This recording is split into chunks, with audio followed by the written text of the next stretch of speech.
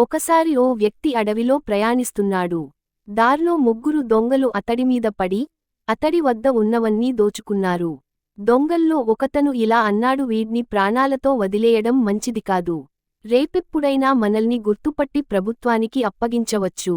అందుకే వీడ్ని చంపేస్తే పోతుంది అని బాటసారిని చాకుతో పాడవబోయాడు. రెండవ దొంగ అతడ్ని ఆపాడు.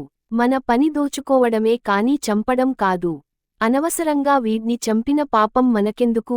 గుర్తుపట్టి ప్రభుత్వానికి అప్పగిస్తారని భయపడి అందర్ని చంపుతూ పోవడమేనా మన పని? ఏది ఎలా జరగాలో అలాగే జరుగుతుంది.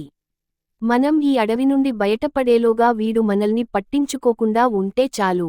అందుకని వీడి కాళ్ళు, చేతులు కట్టిపడేద్దాం అన్నాడు. మొదటి దొంగ సరేనన్నాడు. ఇద్దరూ కలిసి అతడి కట్టి పడేశారు. మూడవ దొంగకు అది కూడా నచ్చలేదు. మిగిలిన ఇద్దరితో కలిసివెళ్ళినట్టే వెళ్ళి మళ్లీ వెనక్కి వచ్చాడు. బాటసారిని చూచి, అయ్యో, నిన్నెంతగా హింసించాము. సరే, నీ కట్లు విప్పేస్తాను.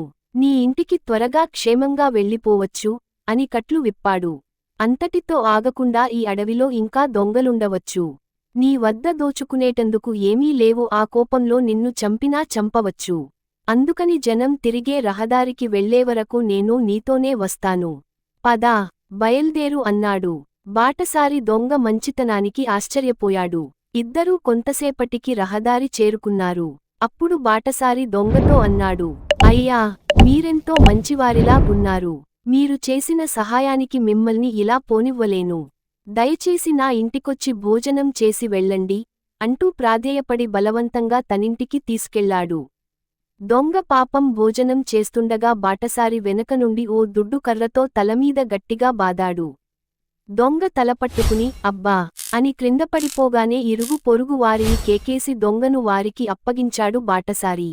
దానవుల్లో మానవత్వం ఉన్నట్లే మానవుల్లో కూడా బాటసారిలాంటి దానవులు కూడా ఉంటారు.